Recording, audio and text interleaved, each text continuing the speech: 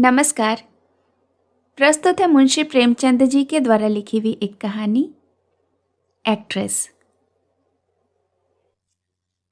रंगमंच का पर्दा गिर गया था। तारा देवी ने शकुंतला का पाठ खेलकर दर्शकों को मुग्ध कर दिया था।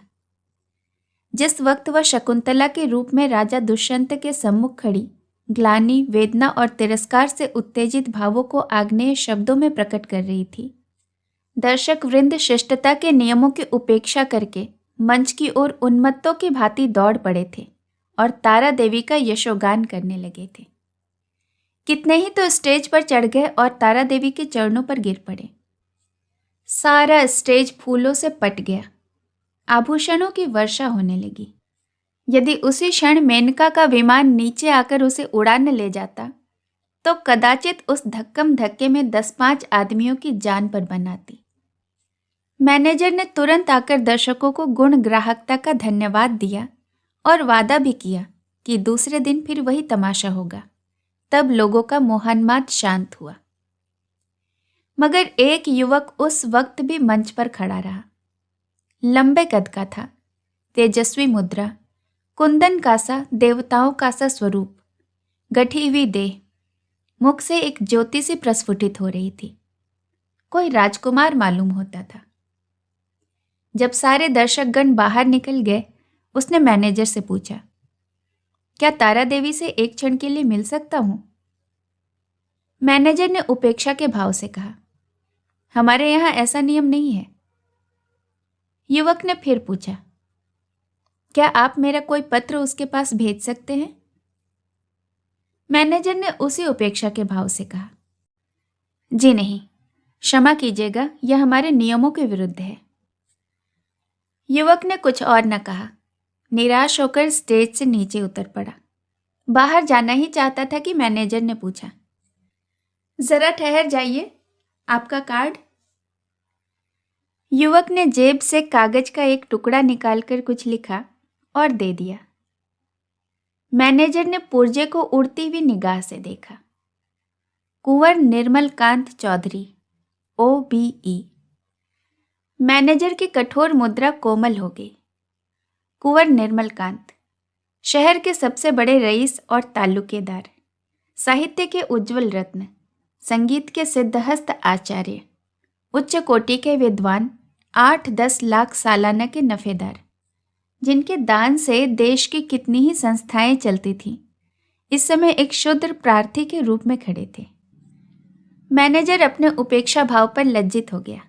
विनम्र शब्दों में बोला, क्षमा कीजिएगा, मुझसे बड़ा अपराध हो गया। मैं अभी तारा देवी के पास हुजूर का कार्ड लिए जाता हूं। कुंवर साहब ने उसे रुकने का इशारा करके कहा, नहीं, अब रहने दीजिए, मैं कल 5 बजे आऊंगा। इस वक्त तारा देवी को कष्ट होगा, यह उनके विश्राम का समय है।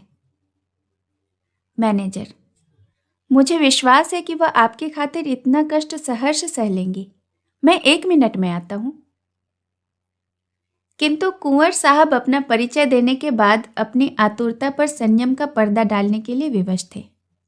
मैनेजर को सज्जनता का धन्यवाद दिया और कल आने का वादा करके चले गए। तारा एक साफ सुथरे और सजे हुए कमरे में मेज के सामने किसी विचार में मग्न बैठी थी। रात का वह दृश्य उसकी आंखों के सामने नाच रहा था। ऐसे दिन जीवन में क्या बार बार आते हैं? कितने मनुष्य उसके दर्शनों के लिए विकल हो रहे हैं, बस एक दूसरे पर फट पड़ते थे। कितनों को उसने अपने पैरों से ठुकरा दिया था। हाँ, ठुकरा दिया था। मगर उस समूह में केवल एक दिव्य मूर्ति अविचलित रूप से खड़ी थी। उसकी आंखों में कितना गंभीर अनुराग था, कितना दृढ़ संकल्प। ऐसा जान पड़ता था मानो दोनों नेत्र उसके हृदय में चुभे जा रहे हों। आज फिर उस पुरुष के दर्शन होंगे या नहीं, कौन जानता है। लेकिन यदि हुए तो तारा उनसे एक बार बातचीत किए बिना उन्हें जाने न देगी।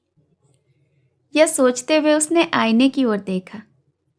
कमल के फूल का सा खिला हुआ चेहरा। कौन कह सकता था कि यह नव विकसित पुष्प 33 बसंतों की बहार देख चुका है। वह कांति, वह कोमलता, वह चपलता, वह माधुर्य, किसी नवयौवना को लज्जित कर सकता था। तारा एक बार फिर हृदय में प्रेम दीपक जला बैठी। आज से 20 साल पहले एक बार उसको प्रेम का कटु अनुभव हुआ था। तब से वह एक प्रकार का वैधव्य जीवन ही व्यतीत करती रही। कितने प्रेमियों ने अपना हृदय उसको भेंट करना चाहा, पर उसने कभी किसी की ओर आंखें उठाकर भी न देखा। उसे उनके प्रेम में कपट की गंध आती थी, मगर आज उसका संयम उसके हाथों से निकल गया। एक बार फिर आज उसे हृदय में उसी मधुर वेदना का अनुभव हुआ जो 20 साल पहले हुआ था। एक पुरुष का सौम्य स्वरूप उसकी आंखों में बस गया, हृदय पट पर खिंच गया। वह उसे किसी तरह भूल न सकती थी। उसी पुरुष को अगर उसने मोटर पर जाते देखा होता तो कदाचित उस पर ध्यान भी न करती, पर उसे अपने सम्मुख प्रेम का उपहार हाथ में लिए देख वह स्थिर न रह सकी। सहसा दाई ने आकर कहा, बाई जी, रात की सभी चीजें रखी हुई हैं, कहिए तो लाऊं? तारा ने कहा, नहीं, मेरे पास चीजें लाने की जरूरत नहीं है। मगर ठहरो, क्या क्या चीजें हैं? एक ढेर का तो ढेर लगा है बाई जी, कहाँ तक गिनाऊं? अशर्फियाँ हैं, ब्रूचेज, बाल के पिन, बटन, लॉकेट, अंगूठियाँ सभी तो हैं। हाँ, एक छोटे से डिब्बे में एक सुंदर सा हार भी है। मैंने वैसा हार आज तक नहीं देखा। सब संदूक में ही रख दिया है। अच्छा, वह संदूक मेरे पास ले आ। दाई ने संदूक लाकर मेज पर रख दिया। उधर एक लड़के ने एक पत्र लाकर तारा को दिया। तारा ने पत्र को उत्सुक नेत्रों से देखा। कुंवर निर्मल कांत OBE। लड़के से पूछा, यह पत्र किसने दिया? वह तो नहीं जो रेशमी साफा बांधे हुए आए थे? लड़के ने केवल इतना कहा कि मैनेजर साहब ने दिया है और लपका हुआ बाहर चला गया। संदूक में सबसे पहले डब्बा नजर आया। तारा ने उसे खोला तो सच्चे मोतियों का सुंदर हार था। डिब्बे में एक तरफ एक कार्ड भी था। तारा ने लपक कर उसे निकाल लिया और पढ़ा, कुंवर निर्मल कांत। कार्ड उसके हाथों से छूटकर गिर पड़ा। वह झपट कर कुर्सी से उठ खड़ी हुई और बड़े वेग से कई कमरों और बरामदों को पार करती मैनेजर के सामने आकर खड़ी हो गई।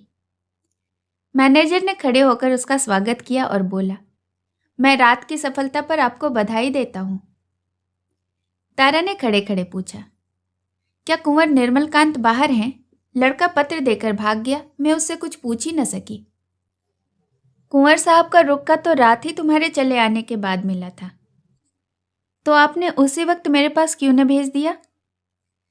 मैनेजर ने दबी जबान में कहा, मैं समझा तुम आराम कर रही होगी, कष्ट देना उचित न समझा। और भाई बात साफ है कि मैं डर रहा था कहीं कुंवर साहब को तुमसे मिलाकर तुम्हें खो न बैठूं। अगर मैं औरत होता तो उसी वक्त उनके पीछे हो लेता। ऐसा देवरूप पुरुष मैंने आज तक नहीं देखा। वही जो रेशमी साफा बांधे खड़े थे तुम्हारे सामने, तुमने भी तो देखा था ना? तारा ने मानो अर्ध निद्रा की दशा में कहा, हाँ देखा तो था। क्या यह फिर आएंगे? हाँ, आज शाम 5 बजे। बड़े विद्वान आदमी हैं और इस शहर के सबसे बड़े रईस। आज मैं रिहर्सल में ना आऊंगी।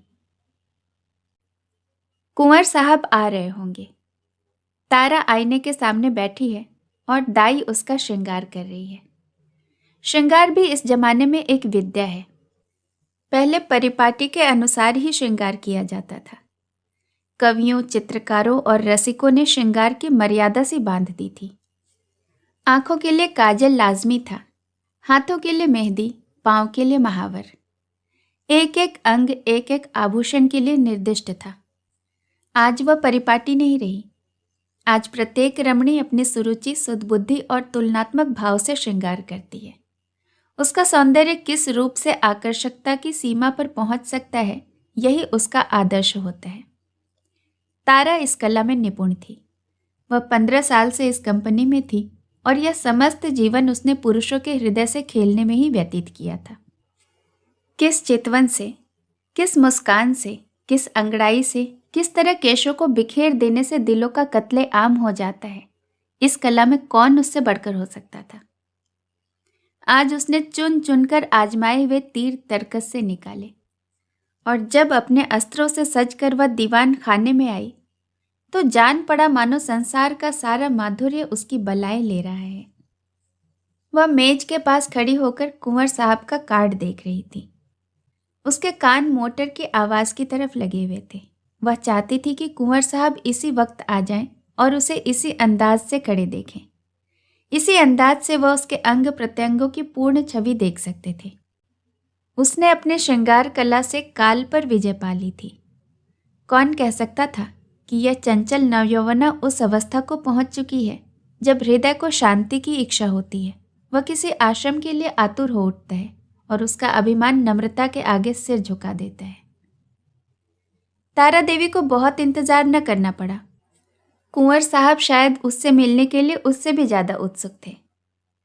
10 ही मिनट के बाद उनकी मोटर की आवाज आई। तारा संभल गई। एक क्षण में कुंवर साहब ने कमरे में प्रवेश किया। तारा शिष्टाचार के लिए हाथ मिलाना भी भूल गई। प्रौढ़ावस्था में भी प्रेम की उद्विग्नता और असावधानी कुछ कम नहीं होती। वह किसी सलज्जा युवती की भांति सिर झुकाए खड़ी रही। कुंवर साहब की निगाह आते ही उसकी गर्दन पर पड़ी। वह मोतियों का हार जो उन्होंने रात को भेंट किया था चमक रहा था। कुंवर साहब को इतना आनंद और कभी न हुआ था। उन्हें एक क्षण के लिए ऐसा जान पड़ा मानो उनके जीवन की सारी अभिलाषा पूरी हो गई। बोले, मैंने आपको आज इतने सवेरे कष्ट दिया, क्षमा कीजिएगा। यह तो आपके आराम करने का समय होगा। तारा ने सिर से खिसकती हुई साड़ी को संभाल कर कहा, इससे ज्यादा आराम और क्या हो सकता है कि आपके दर्शन हुए। मैं उस उपहार के लिए आपको मनो धन्यवाद देती हूँ। अब तो कभी कभी मुलाकात होती रहेगी। निर्मल कांत ने मुस्कुराकर कहा, कभी कभी नहीं, रोज। आप चाहे मुझसे मिलना पसंद न करें, पर एक बार इस ड्योढ़ी पर सिर को झुका करके ही जाऊंगा। तारा ने भी मुस्कुराकर उत्तर दिया, उसी वक्त तक जब तक मनोरंजन की कोई नई वस्तु नजर ना आ जाए। क्यों? मेरे लिए यह मनोरंजन का विषय नहीं, जिंदगी और मौत का सवाल है। हाँ, तुम इसे विनोद समझ सकती हो, मगर कोई परवाह नहीं। तुम्हारे मनोरंजन के लिए मेरे प्राण भी निकल जाएं तो मैं अपना जीवन सफल समझूंगा। दोनों तरफ से इस प्रीति को निभाने के वादे हुए। फिर दोनों ने नाश्ता किया और कल भोज का न्योता देकर कुंवर साहब विदा हुए। 1 महीना गुजर गया। कुंवर साहब दिन में कई कई बार आते। उन्हें एक क्षण का भी वियोग असहाय था। कभी दोनों बजरे पर दरिया की सैर करते, कभी हरी हरी घास पर पार्कों में बैठे बातें करते, कभी गाना बजाना होता। नित्य नए प्रोग्राम बनते थे। सारे शहर में मशहूर था कि ताराबाई ने कुंवर साहब को फांस लिया और दोनों हाथों से संपत्ति लूट रही है। पर तारा के लिए कुंवर साहब का प्रेम ही एक ऐसी संपत्ति थी जिसके सामने दुनिया भर की दौलत देय थी।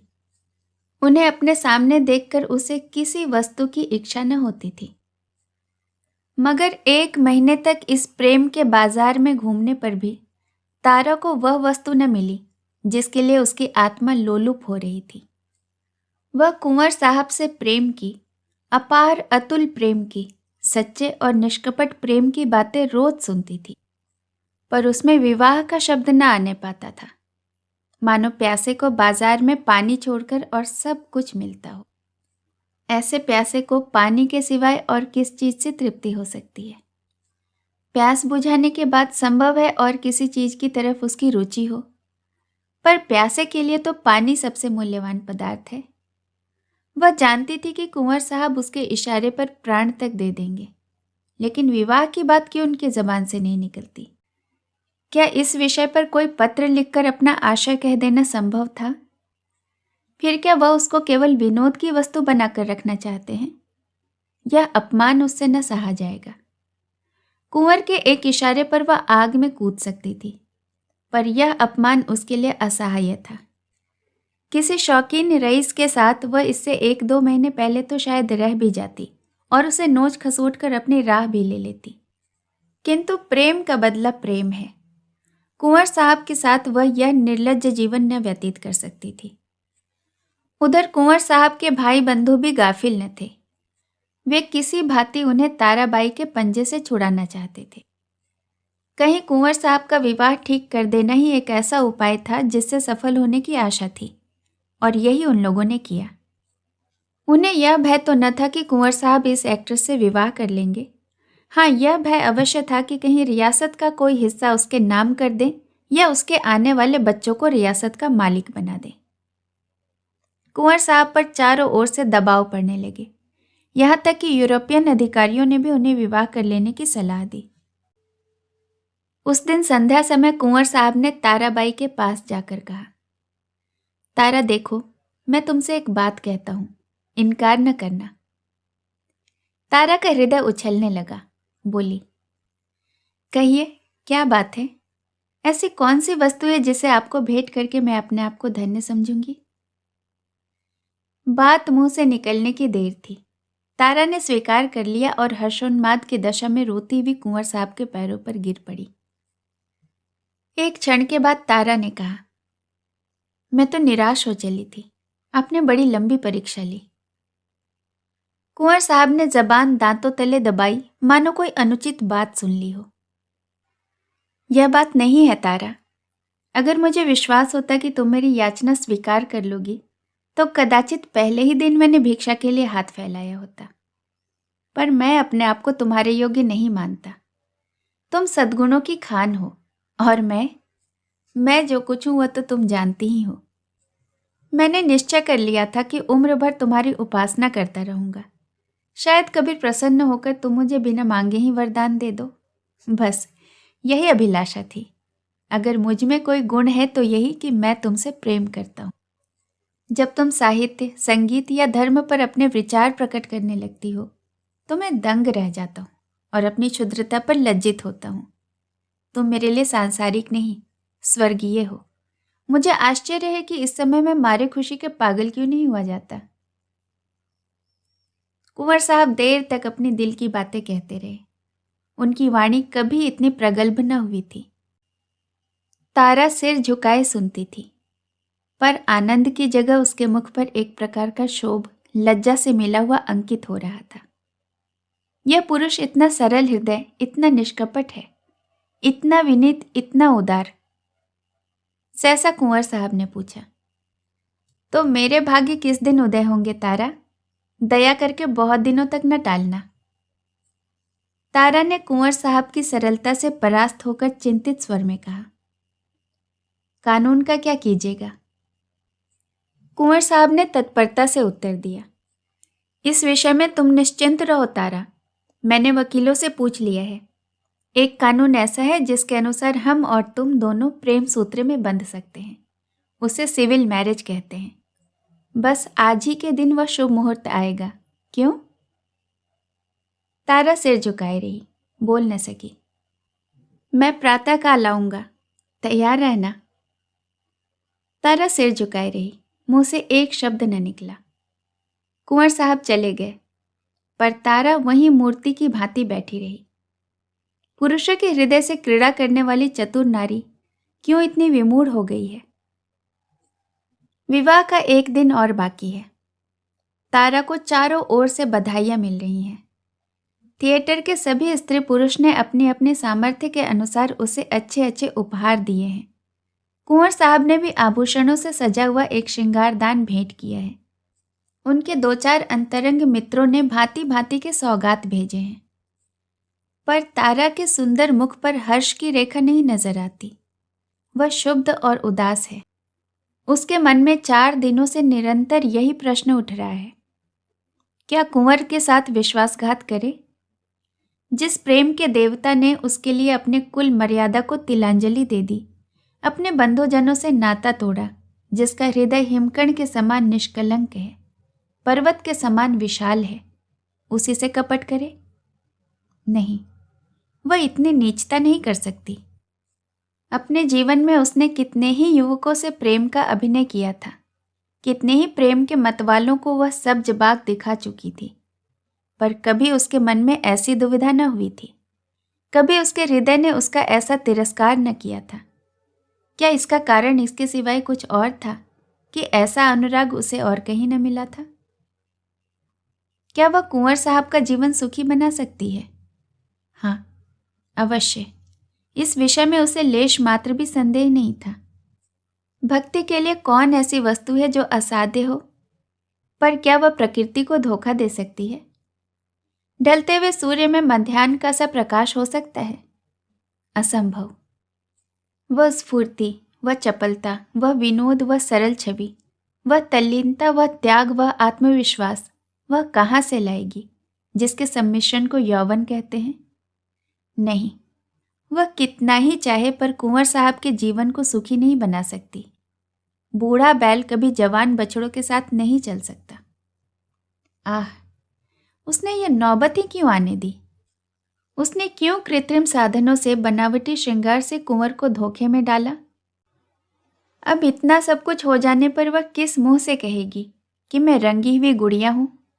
जवानी मुझसे कब की विदा हो चुकी है, अब केवल उसका पद चिन्ह रह गया है। रात के 12 बज गए थे। तारा मेज के सामने इन्हीं चिंताओं में मग्न बैठी हुई थी। मेज पर उपहारों के ढेर लगे हुए थे, पर वह किसी चीज की ओर भी आंखें उठाकर न देखती थी। अभी 4 दिन पहले वह इन्हीं चीजों पर प्राण देती थी। उसे हमेशा ऐसी चीजों की तलाश रहती थी जो काल के चिन्हों को मिटा सके, पर अब उन्हीं चीजों से उसे घृणा हो रही है। प्रेम सत्य है और सत्य और मिथ्या दोनों एक साथ नहीं रह सकते। तारा ने सोचा, क्यों न यहाँ से कहीं भाग जाए, कहीं ऐसी जगह चली जाए जहाँ उसे कोई जानता न हो। कुछ दिनों बाद जब कुंवर का विवाह हो जाए तो फिर आकर उनसे मिले और यह सारा वृतांत उन्हें कह सुनाए। इस समय कुंवर पर वज्रपात सा हो जाएगा। हाय, न जाने उनकी दशा कैसी होगी, पर उसके लिए इसके सिवाय और कोई मार्ग नहीं है। अब उनके दिन रो रो कर कटेंगे, लेकिन उससे कितना ही दुख क्यों न हो, वह अपने प्रीतम के साथ छल नहीं कर सकती। उसके लिए इस स्वर्गीय प्रेम की स्मृति, इसकी वेदना ही बहुत है। इससे अधिक उसका अधिकार नहीं है। दाई ने आकर कहा, बाई जी चलिए थोड़ा सा भोजन खा लीजिए, अब तो 12 बज गए। तारा ने कहा, नहीं, जरा भी भूख नहीं है, तुम जाकर खा लो। दाई, देखिए मुझे भूल न जाइएगा, मैं आपके साथ ही चलूंगी। तारा, अच्छे अच्छे कपड़े बनवा रखे हैं ना? दाई, अरे बाई जी, मुझे अच्छे कपड़े लेकर क्या करना है, आप अपना ही कोई उतारा दे दीजिएगा। दाई चली गई। तारा ने घड़ी की ओर देखा। सचमुच 12 बज गए थे। केवल 6 घंटे और हैं। प्रातःकाल कुंवर साहब उसे विवाह मंदिर में ले जाने के लिए आ जाएंगे। हाय भगवान, जिस पदार्थ को तुमने इतने दिनों तक उससे वंचित रखा, वह आज क्यों मेरे सामने लाए? यह तुम्हारी क्रीड़ा है। तारा ने एक सफेद साड़ी पहन ली, सारे आभूषण उतार कर रख दिए। गर्म पानी मौजूद था। साबुन और पानी से मुंह धोया और आईने के सम्मुख जाकर खड़ी हो गई। कहाँ थी वह छवि, वह ज्योति जो आंखों को लुभा देती थी? रूप वही था, पर कांति कहाँ? अब भी वह यौवन का स्वांग भर सकती है? तारा को अब वहां एक क्षण भी रहना कठिन हो गया। मेज पर फैले हुए आभूषण और विलास की सामग्रियां मानो उसे काटने लगी। यह कृत्रिम जीवन असहाय हो उठा। खस की टट्टियों और बिजली के पंखों से सजा हुआ शीतल भवन उसे भट्ठी के समान तपाने लगा। उसने सोचा, कहाँ भाग कर जाऊं? रेल से भागती हूं तो भागने न पाऊंगी। सवेरे ही कुंवर साहब के आदमी छूटेंगे और चारों तरफ मेरी तलाशी होने लगेगी। वह ऐसे रास्ते से जाएगी जिधर किसी का ख्याल भी न जाए। तारा का हृदय इस समय गर्व से छलक पड़ता था। वह दुखी न थी, निराश न थी। फिर कुंवर साहब से मिलेगी, किंतु वह निस्वार्थ संयोग होगा। प्रेम से बनाए हुए कर्तव्य मार्ग पर चल रही है, फिर दुख क्यों और निराशा क्यों? सहसा उसे ख्याल आया, ऐसा न हो कि कुंवर साहब उसे वहां न पाकर शोक विवलता की दशा में अनर्थ कर बैठे। इस कल्पना से उसके रोंगटे खड़े हो गए। एक क्षण के लिए उसका मन कातर हो उठा। फिर वह मेज पर जा बैठी और यह पत्र लिखने लगी। प्रियतम, मुझे क्षमा करना। मैं अपने को तुम्हारी दासी बनने के योग्य नहीं पाती। तुमने मुझे प्रेम का वह स्वरूप दिखा दिया जिसकी इस जीवन में मैं आशा न कर सकती थी। मेरे लिए इतना ही बहुत है। मैं जब तक जीऊंगी तुम्हारे प्रेम में मग्न रहूंगी। मुझे ऐसा जान पड़ रहा है कि प्रेम की स्मृति में प्रेम के भोग से कहीं अधिक माधुर्य और कहीं अधिक आनंद है। मैं फिर आऊंगी, फिर तुम्हारे दर्शन करूंगी, लेकिन उसी दशा में जब तुम विवाह कर लोगे। यही मेरे लौटने की शर्त है। मेरे प्राणों के प्राण, मुझसे नाराज न होना। ये आभूषण जो तुमने मेरे लिए भेजे थे, अपनी ओर से नववधु के लिए छोड़े जाती हूँ। केवल वह मोतियों का हार जो तुम्हारे प्रेम का पहला उपहार है, अपने साथ लिए जाती हूँ। तुमसे हाथ जोड़कर कहती हूँ, मेरी तलाश न करना। मैं तुम्हारी हूँ और सदा तुम्हारी रहूंगी। तुम्हारी तारा। यह पत्र लिखकर तारा ने मेज पर रख दिया और मोतियों का हार गले में डाला और बाहर निकल आई। थिएटर हॉल से संगीत की ध्वनि आ रही थी। एक क्षण के लिए उसके पैर बंध गए। 15 वर्षों का पुराना संबंध आज टूट रहा था। सहसा उसने मैनेजर को आते देखा। उसका कलेजा धक से हो गया। वह बड़ी तेजी से लपककर दीवार की आड़ में खड़ी हो गई। जो ही मैनेजर निकल गया, वह हाथे के बाहर आई और कुछ दूर गलियों में चलने के बाद उसने गंगा का रास्ता पकड़ा। गंगा तट पर सन्नाटा छाया हुआ था। 10-5 साधु बैरागी धुनियों के सामने लेटे थे। 10-5 यात्री कंबल बिछाकर सो रहे थे। गंगा किसी विशाल सर्प की भांति रेंगती चली जाती थी। एक छोटी सी नौका किनारे पर लगी हुई थी। मल्लाह नौके में बैठा हुआ था। तारा ने मल्लाह को पुकारा, ओ माझी, उस पर नाव ले चलेगा? माझी ने जवाब दिया, इतनी रात गए नाव नहीं जाएगी। मगर दूनी मजूरी की बात सुनकर डांड उठाया और नाव को खोलता हुआ बोला, सरकार, उस पर कहाँ जाना है? उस पर एक गांव में जाना है। मुदा इतनी रात गए कोनो सवारी सकारी न मिलेगी। कोई हर्ज नहीं, तुम मुझे उस पर छोड़ दो। माझी ने नाव खोल दी। तारा उस पर जा बैठी और नौका मंद गति से चलने लगी, मानो जीवन स्वप्न साम्राज्य में विचर रहा हो। इसी समय एकादशी का चांद पृथ्वी के उस पार अपनी उज्जवल नौका खेता हुआ निकला और व्योम सागर को पार करने लगा। कहानी सुनने के लिए बहुत बहुत धन्यवाद।